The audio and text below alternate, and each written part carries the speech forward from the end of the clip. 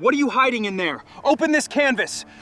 The quarantine gate slammed shut, just as Matthew Kane's wagon broke through the town road. And a fevered woman collapsed beneath his canvas cover before the guards could reach him. Matthew grabbed the stranger before she hit the dirt and found Elizabeth Hart barely conscious.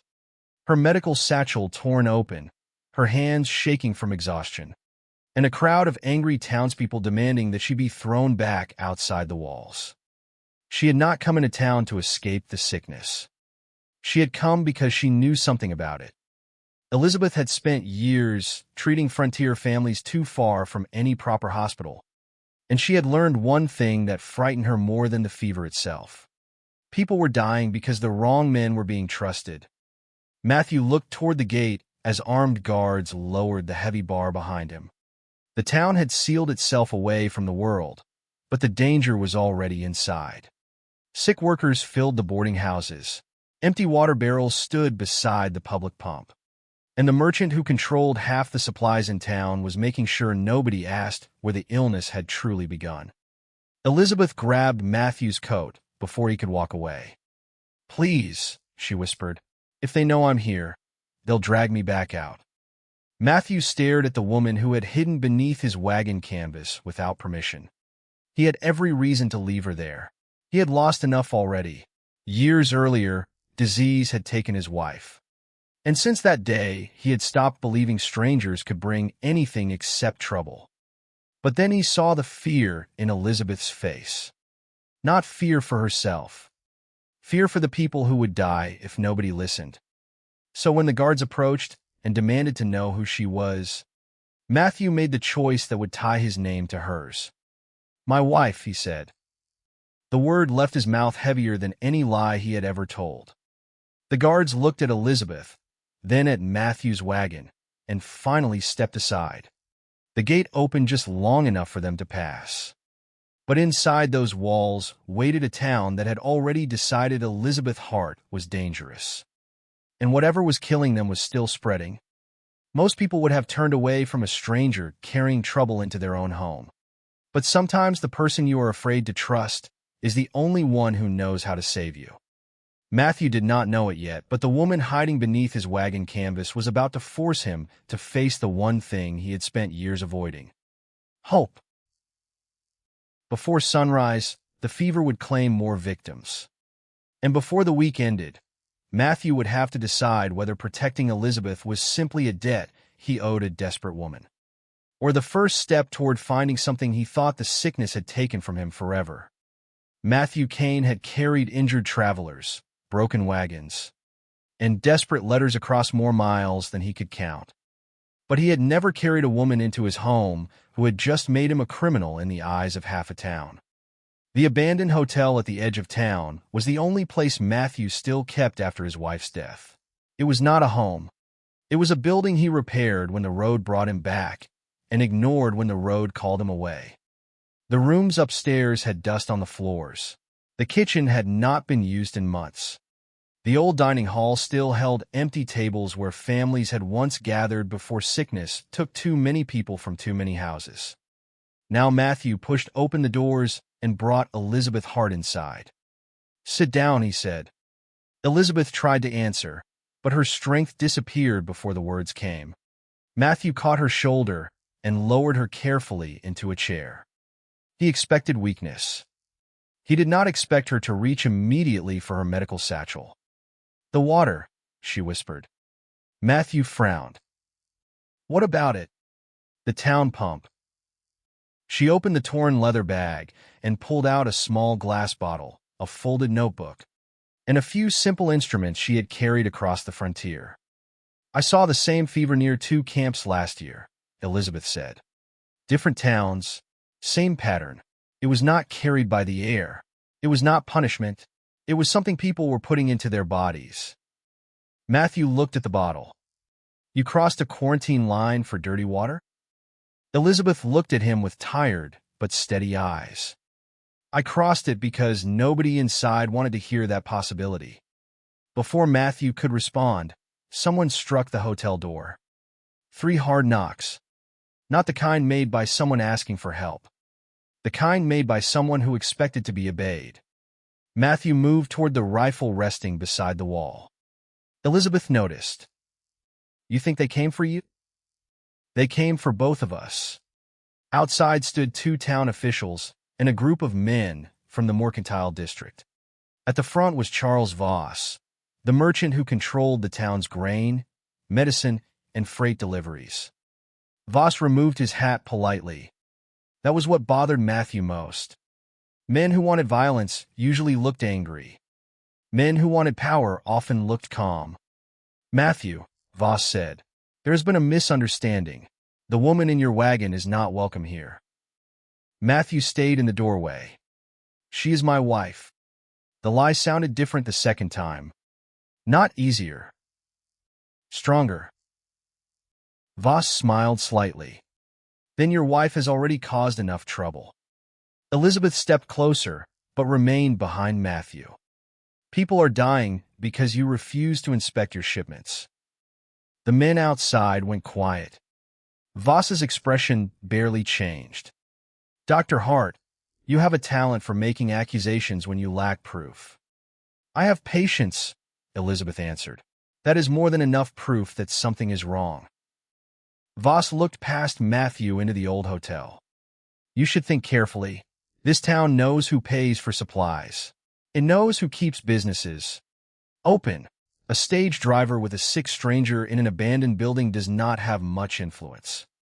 Matthew almost laughed. He knew exactly what Voss meant. A man like him lived by reputation.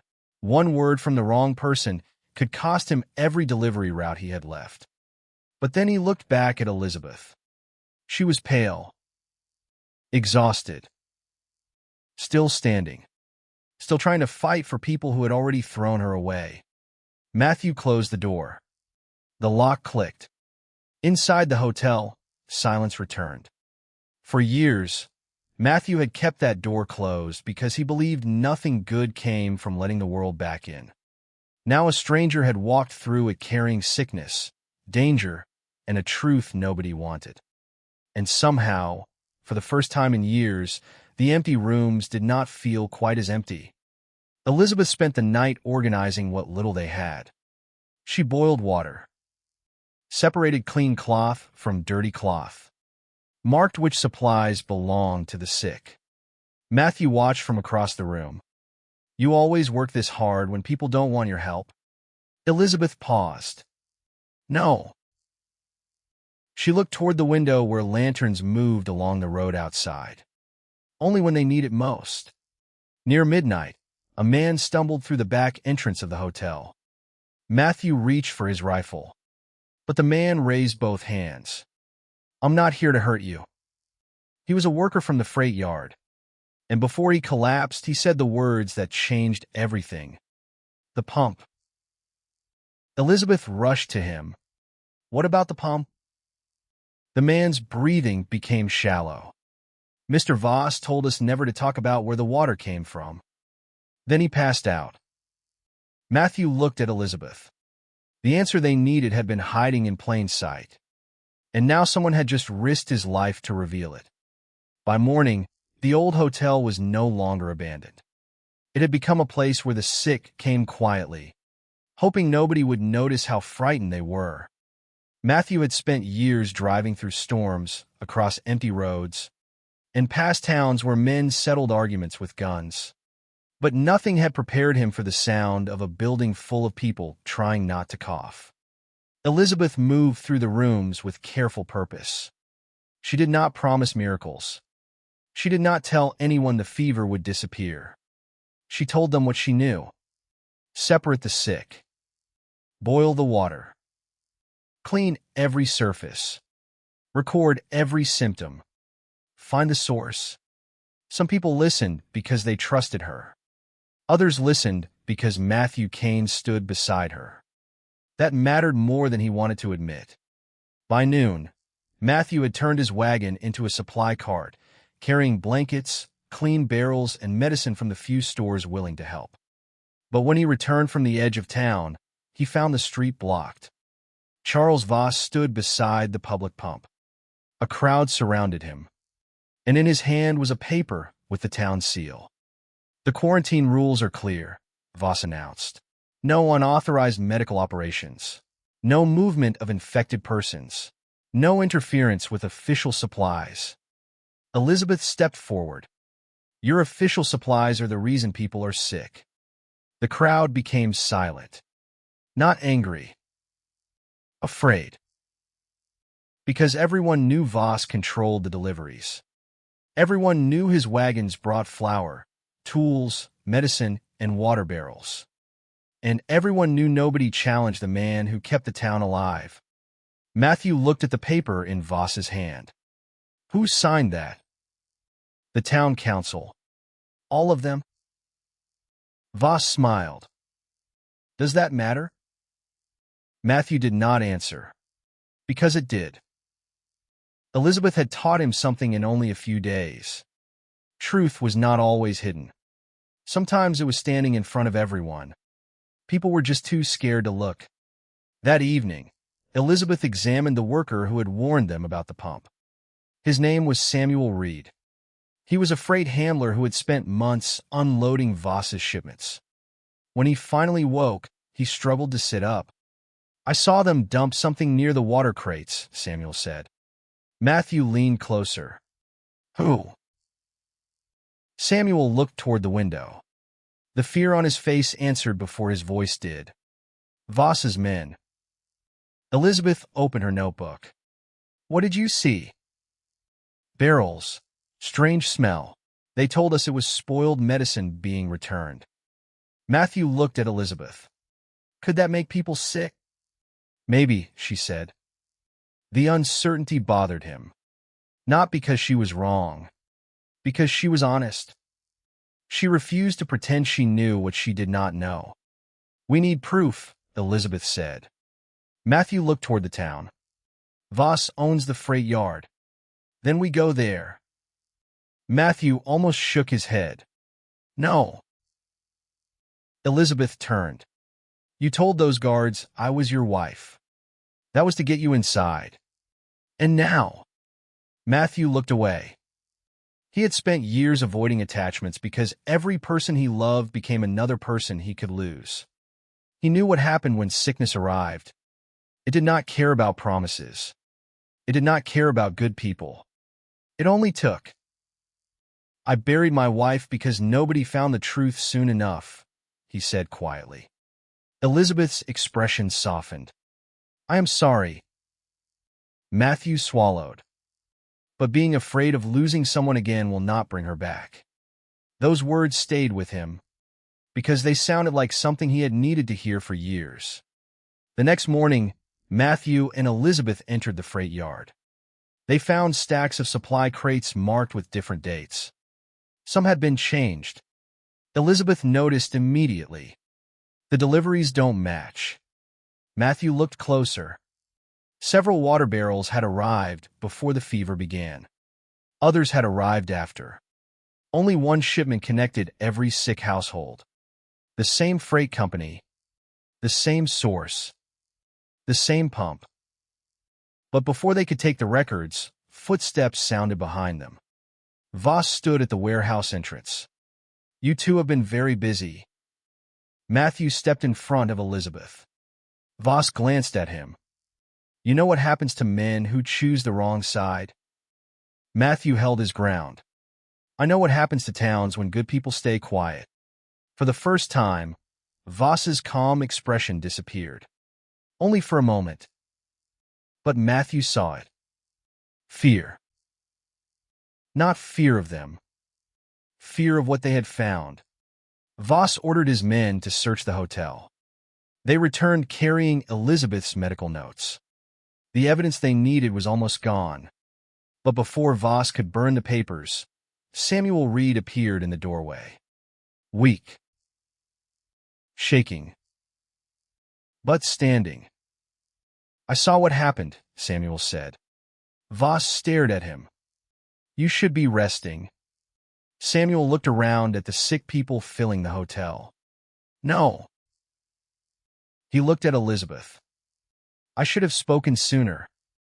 The room became still.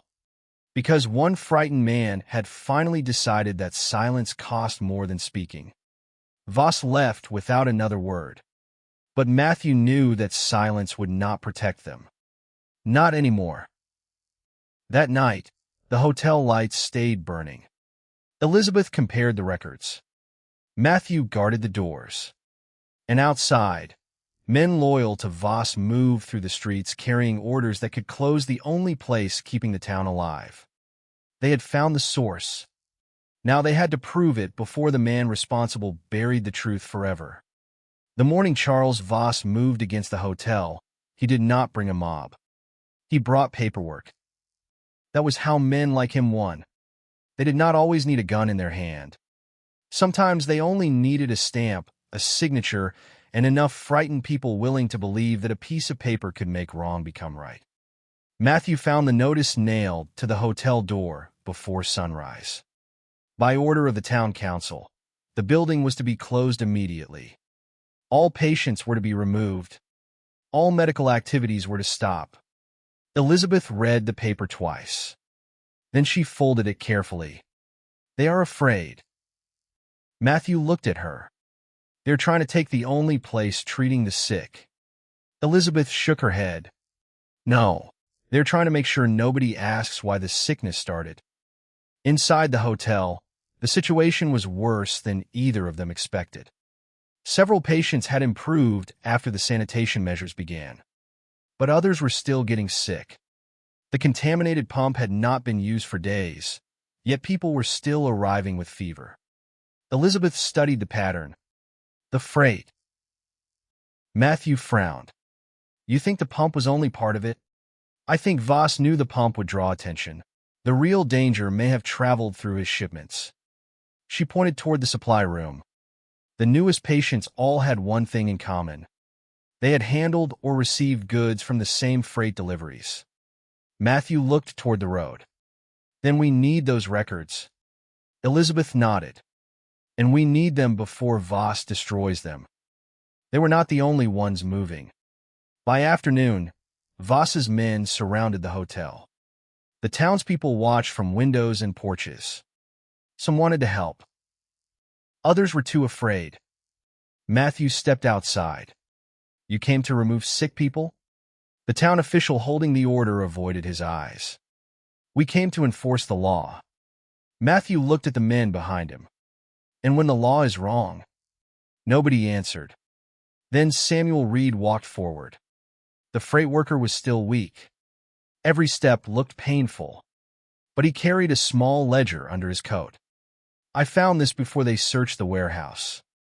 Voss's face changed. Only slightly. But enough. Matthew saw it. Elizabeth took the ledger. Inside were delivery dates, payment records, and notes from freight workers. One entry showed that Voss had received damaged medical supplies from another town. Instead of destroying them, he had stored them beside the town's water barrels. The contamination had started there. But one page was missing. The page that showed who ordered it. Voss smiled again. You have half a story. Elizabeth looked at the empty space. He was right. The ledger proved negligence. It did not prove intent. And without intent, Voss could claim it was an accident. The crowd began whispering. The moment of doubt arrived. The same people who had listened to Elizabeth now looked uncertain. Matthew stepped closer to Voss. You knew. Voss calmly adjusted his coat. I knew a doctor with no authority and a wagon driver with no power would never defeat me. Then he turned toward the crowd. These two are frightened people looking for someone to blame. And for a moment it worked, because fear was easier than truth. Then Samuel spoke. I loaded those barrels. Everyone looked at him. Samuel's hands shook. Voss stared. You are sick, confused. You don't know what you saw. Samuel swallowed. His eyes moved to the floor. For a second, Matthew thought he would step back. That fear would win. Then Samuel looked at the people inside the hotel. The people who had trusted him. I know what I saw. His voice grew stronger. Voss told us not to mark the damaged barrels because he didn't want to lose money. The crowd went silent. Voss stepped forward. Careful. One word. A warning. Samuel froze. Then Elizabeth walked beside him. You are not standing alone. That was enough. Samuel continued. He ordered us to move them near the pump. Now the crowd was no longer listening to Voss. They were listening to the truth. But Voss still had one weapon. The town court. The next day, the case was brought before the county judge. The courthouse was crowded. The sick who could stand came. The workers came. The families who had lost loved ones came. And Charles Voss walked in wearing a clean coat, carrying official documents, and looking like a man who believed he had already won. His attorney argued first. The sickness was unfortunate. The records were incomplete. Samuel Reed was unreliable. Elizabeth Hart was a disgraced doctor who had been removed from another town. Every accusation was designed to make the truth look like revenge. Matthew sat beside Elizabeth. You all right? She nodded. I have been doubted before. Doesn't make it easier. No. She looked toward the judge. But it makes it familiar. The judge examined the ledger. At first, his expression did not change. Then he looked at the missing page. The record is incomplete. Voss leaned back. The room shifted. For a moment, it seemed like he would win. The judge could not convict a man based on a damaged ledger and frightened witnesses. Samuel lowered his head. The silence returned. The same silence that had protected Voss for years. Then Matthew remembered something. The freight yard. The barrels. The workers. The marks. Your Honor, Matthew said, standing. The judge looked at him. What? The missing page isn't missing from the ledger. Voss turned. Matthew continued. It was torn from this book, but the same entry was copied somewhere else. The attorney laughed. And where would that be? Matthew looked at Elizabeth. She understood. The medical notes. Elizabeth stood. When I treated the first patients, I recorded where each one lived, what they handled, and when symptoms began. She opened her notebook. I did not know then that I was recording a freight pattern. The courtroom became quiet. She placed the pages before the judge. House by house. Date by date.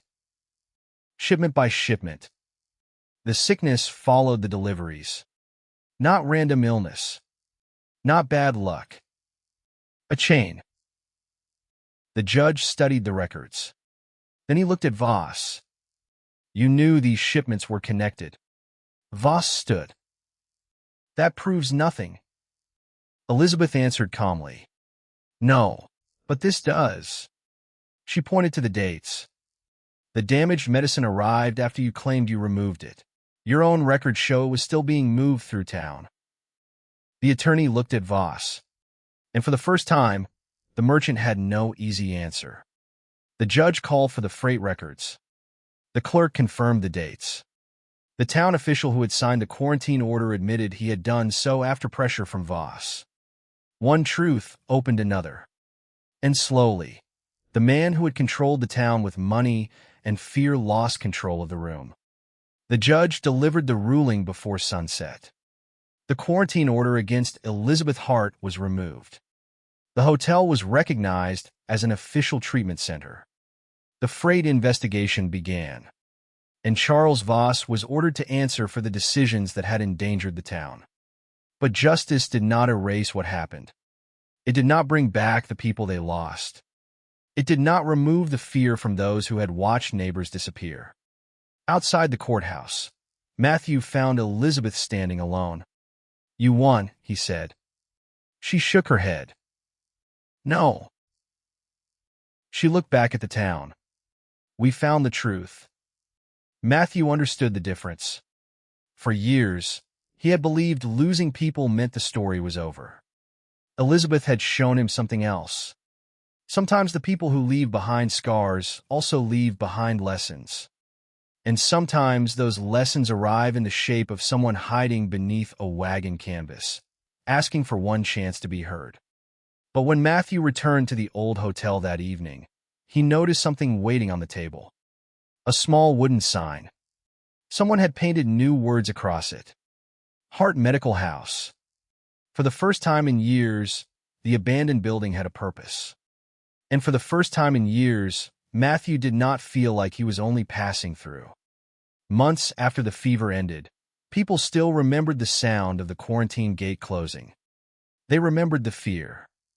They remembered the empty streets, the locked doors, and the days when nobody knew whether the next knock would bring help or more sickness.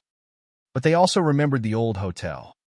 The building that had once stood abandoned at the edge of town became a place where people came before they reached the point of desperation.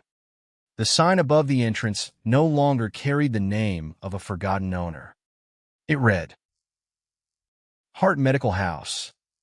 Elizabeth kept treating patients there. She trained local workers to recognize danger early. She taught families how clean water, careful records, and simple sanitation could save lives long before sickness became an emergency. She never claimed she had saved the town alone. She always said the same thing. The truth saved the town. People just had to be brave enough to follow it. Matthew continued driving his stage route. But something had changed. Before Elizabeth arrived, he measured his life by roads traveled and miles left behind. Now, when he returned to town, there was a place waiting for him. A lamp in the window. A chair near the stove. A voice asking if he had eaten. Small things. The kind of things he once believed were gone forever. But healing did not happen all at once. Even after justice came, Matthew still woke in the middle of the night whenever someone coughed in the street. He still watched the road too carefully when riders approached. And sometimes, when Elizabeth was treating a fever patient, he found himself standing in the doorway, afraid that history was about to repeat itself. One evening, Elizabeth noticed. You were doing it again. Matthew looked up. Doing what? Waiting for something terrible to happen. He looked away. For years, he had survived by expecting loss. It had protected him. Until it began keeping him from living. I lost people because I wasn't fast enough, he said. Elizabeth stepped closer. You were one man. That never felt like enough. No, she answered, but you were enough for me. Matthew looked at her. The same woman who had climbed into his wagon as a stranger. The same woman he had called his wife to cross a gate. The same woman who had trusted him before he had learned how to trust anyone again. She placed a cup of water beside him. A simple act. The kind that had started everything. You opened a door for me when everyone else wanted me outside, Elizabeth said. Matthew looked toward the entrance. The hotel door was open. Not locked. Not guarded. Open. Years earlier, he had kept that building closed because he believed every person who entered brought another reason to hurt. Now people walked through those doors carrying fear, sickness, and questions. And they left carrying hope. A few years later, travelers passing through the region spoke of a strange thing. They said the old stage driver who once avoided every town had helped build one of the finest medical houses along the frontier. They said the doctor everyone once rejected had trained generations of healers. They said the town that nearly lost itself to fear became a place where people looked after one another. But the story people remembered most was not about the merchant who fell. It was not about the court case. It was not even about the fever. It was about a wagon arriving at a closed gate. And a man who had every reason to say no, choosing to open the door instead. Matthew Kane had believed the sickness that took his family had taken everything from him. Elizabeth Hart showed him that loss could leave a scar without taking away the ability to care. And sometimes, The person who changes your life does not arrive when everything is safe. Sometimes they arrive carrying danger. Sometimes they ask for a name to protect them. Sometimes they stand at the edge of your closed door, and I give you one final chance to decide what kind of person you want to be.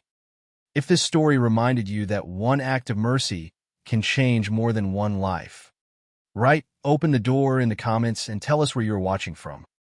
Because even on the hardest frontier, kindness was sometimes the strongest thing a person could carry.